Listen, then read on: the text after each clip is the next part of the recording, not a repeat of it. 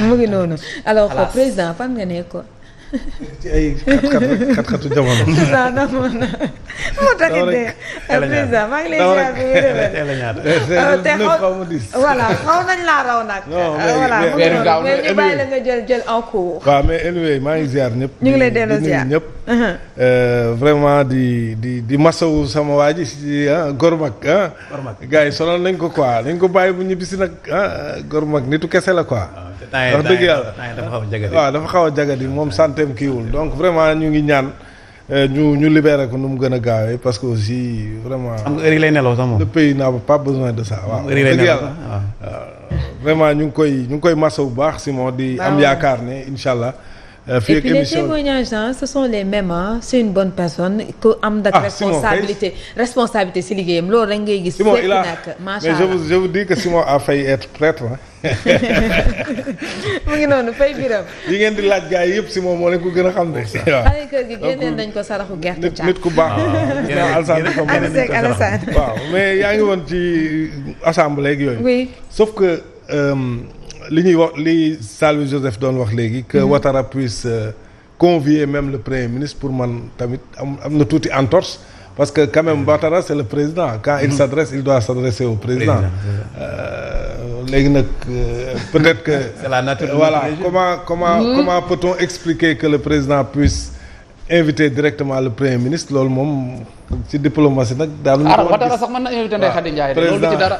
président moom président la daan invité mais président est-ce que du li président de la république njëkkoon dem ba pare parce que bu ñu fàtte aussi le président de la république dem na foofu ba pare Diomaye dem na France ñaari yoon le fait que mu yónni son premier ministre aussi lu tax yónni wu ko dem France mais vous avez entendu le président de la république je veux un super premier ministre oui mais bon alors mën na dem représenter le président waaw mais xam nga loo xam ne tamit exception la il faut ñu relever ko aussi ñun dañuy analyser rek quoi. il faut véritablement que le président soit. problème am na de. dañuy analyser quoi véritablement. boo amee super premier ministre da nga war a am super président. très bien ah. boo amee super premier ministre da ngay am super président.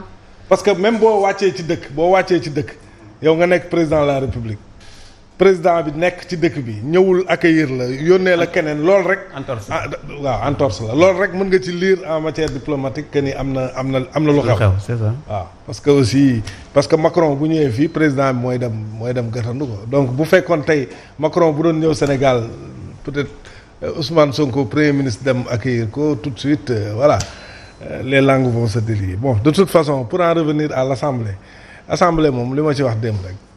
ñoom dañuy politique ñëppay politique opposition bi dañuy politique pouvoir bi dañuy politique opposition bi xam nañ ne peut-être ak ni yëf yi bindoo prise de parole ba du yàgg ñay wax du ñu bari te aussi peut-être premier ministre il aura la latitude de répondre à tout le monde lu waaye wax dina ko répondre te ñëpp xam nañ ne nag Ousmane Sonko son exercice favori mooy vraiment voilà la prise de parole loolu moom da ko mën da ko maîtriser te lu ko waay wax aussi xaaral sa tontu boo xam ne du forox donc je pense que ñoom ci prise de parole bi jëkkoon am bi mu fa jëkkee dem xëy na li fa jàngat li ñu jàngatee ni mu affaire bi déroulé moo tax ñu jël jël seen décision unilatérale de ne pas y aller loolu tamit mën nañ leen ko nangu la parce que tamit ku nekk da ngay xool yaa xam nooy opposé wu gis nañ ne ñoom dem fa jël parole peut-être poser yenn affaires yi ñu boycotté mooy gën a dal parce que bu opposition bi yëpp boycotté ce sera entre amis de Pastef. waaw kay entre partisans comme mbale mi rek mbale mi. voilà d'autres Sénégalais yi defee ci mbale mi. yenn portée yi nga xam ne waroon na ko am parce que aussi quand l'opposition boycotte aussi même buñ dee nombre bu insignifiant quand même mais c'est quand même représentatif que assemblée ñi signé affaire bi ils sont 30 voilà pratiquement leneen li aussi mooy gis naa ne dem complice nga de la loi interprétative aussi a précipité vraiment l'union des opposants surtout de l'opposition parlementaire loolu tamit benn fait la parce que aussi ñoom ñëpp maase nañ jàpp ne peut-être loi bi jaarul yoon et que dañ koy attaquer keroog maa ngi wax fii que c'est heureux que opposition bi bind recours pour que ñu mën a xam la position du conseil constitutionnel gis nga entre-temps li yàlla di def sunu borom jël na seen njiit ñu koy ñaanal yàlla jéggal ko ay rëcc-rëccam te yéege ko ci àjjana yi gën a kawe lii nag dafa war a inspirer tous nos politiques xam ne àdduna bi aussi looy def sóoral lii nga xam ne moo arrivé Badio Camara te c'est que amul kenn ku ko doon xaar je pense que loolu bu ñu ko jiitalee rek dinañ humaniser suñuy rapport parce que c'est de cela qu'il s'agit assemblée aussi c'est vrai mën na am contradiction et tout mais am na yoo xam ne waru fa jib parce que quand même c'est des responsables c'est des députés du peuple te nit fii ñi fi nekk député boo jëlee Sénégal ba mu commencé ba léegi bariwul donc boo amee chance ñu investir la nga war a nekk représenter peuple bi je pense que am na kàddu yoo xam ne parce que je le dis souvent gis nga nit ki Ousmane Sonko mii li mu am nii xam nga la moo ko may benn député la woon am nu mu taxawee ci assemblée ba wane fa boppam ba nit ñi commencé ko ràññee parce que ba muy jàll plus fort reste la jàllee daanaka kenn xamu ko woon mook yenn gars yi jàll nii ñoo yem am na ñoo xam ne sax nekkoon nañ ministre ak yooyu xamoon nañ leen mais entre temps ci législature bi fexe na ba taxawaayam may ko mu am benn posture boo xam ne balaa 5 ans yi jeex quand même bu nekkoon 3 dem na 5 wala 6. Et je pense que loolu aussi chaque député war na ko bàyyi xel député bi moom sa notation yow yaa koy mooy sa taxawaay bi ngay am ci biir hémicycle bi mooy sa prise de parole mooy sa pertinence bi ngay waxee mooy aussi sa correction parce que nit day correct mais vraiment gis assemblée boo xam ne dañuy xiiroo di ngaayoo di waxante lu ñaaw loolu les Sénégalais ne le souhaitent pas. Et je pense que à plusieurs reprises ci reportage yeeg yooyu wax nañ ko donc il va falloir que aussi que le président de l'Assemblée quand même c'est pas n'importe qui tey bu safaan amoon moom mooy jiite réew mi c'est la deuxième personnalité de l'État. kooku tamit ci biir assemblée bi dëgg la am na fu mu bokk dëgg la am na fu mu far mais soo xasee toog ci fauteuil boobu dafa war a am nag posture boo war a am. tey ba jooy njiit. dafa war a am posture boo war a am. parce que boo xoolee Malick Ndiaye toogee la jooy. parce que boo xoolee ñi ci toog aussi c'est de grandes personnalités. daan toog Moustapha Niasse. Mamadou Seck et j'en passe.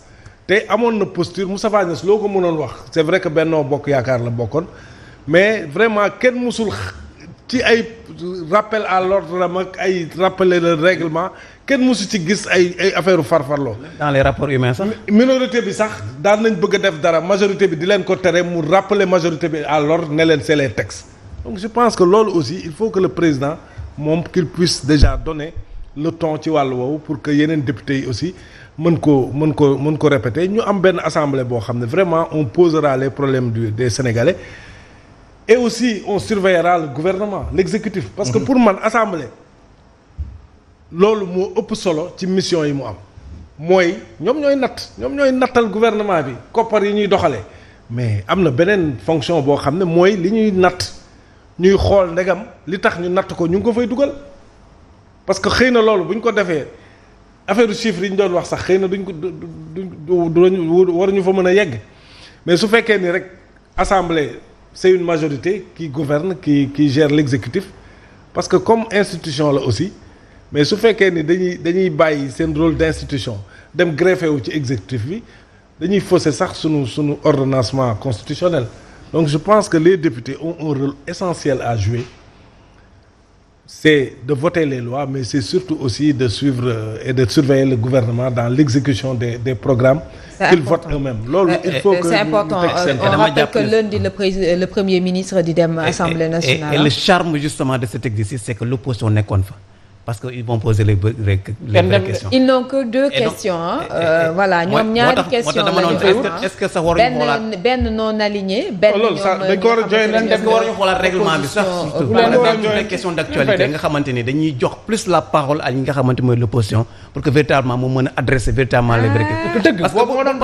parce que lii bu opposition de mais jaru ko nañ ko def nañ ko ñoom xoolal texte la kii li mu wax dëgg la xam nga lu tax ñoom député passif dajaloo nañ hôtel keroog waxtaan seen biir ba pare ku ne xam na li ngay laaj ñee nga xam ne faru ñoo yow ñooñu kay ñoo la mën a may nga exprimer bu dee ku jub nga parce que au moins dina am sax nañ xam ne au moins ku jub nga pour au moins une fois mais boo jubadee da ngay programmer say questions indaale parce que juboo parce que pour au moins une fois ñu xam ne au moins sax opposition bi même lu mu néew au moins nañ sànni seen bopp ci benn exercice boo xamante au moins ils auront le lead mais tant que mu ngi demee nii ak li ñuy xew ci loi d'interprétation bi nii. parce que l'actualité également bu ñu fàttee que ne loi interprétative bi bokk na ci encore une fois de plus FMI bi nga xamante ne ñu ngi fiy jaabante te pare. parce que li ñuy dénoncer sax mooy li ñuy dénoncer mooy.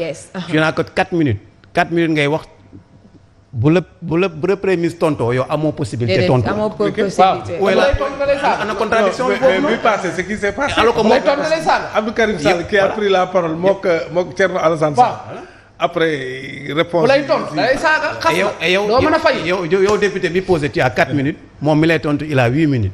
waaw te bu la xasee doo mën a tontu. donc mun naa wax ba jeexal ci yow. te malheureusement yow amoo possibilité tontu pour man c'est pas de l'exercice.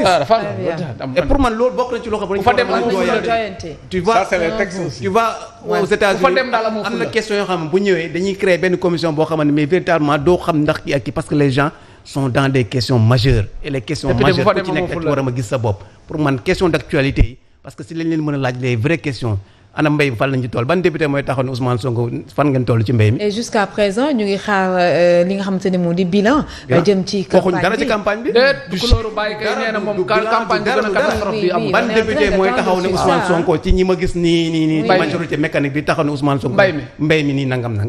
y en a pas y a que l'opposition qui peut le faire mais malheureusement ils l'ont boycotté et à juste raison parce que boo xoolee également dafay xew. en attendant peut-être xëy na fii ak lundi ñu trouver raison daal di dem. je vois mal Aïssata Tall Sall véritablement bis bu taxawee assemblée di saaga man damay génn réew mi. waaw wala ma gis Anta taxaw di saaga assemblée non damay génn réew mi. waaw dëgg-dëgg mënuñu ko xamuñu ko yarewuñ ci il faut pas que ñu jël saaga aussi bëgg ko jël def ko genre affaire. non mënul ne. il faut ñu dem ci dans les débats d'idées mindset di dox ñi xam parce que sénégalais yi fa lañ toll sénégalais yi yeewu nañ de ku yaakaar ni jaaykatu caaf yi maire yu jaay caaf di jaay fonde ñoo la gën a xam li dox ci réew mi 5 ans lañ leen may dañu liggéey dans 5 ans les gens vont aller à des élections.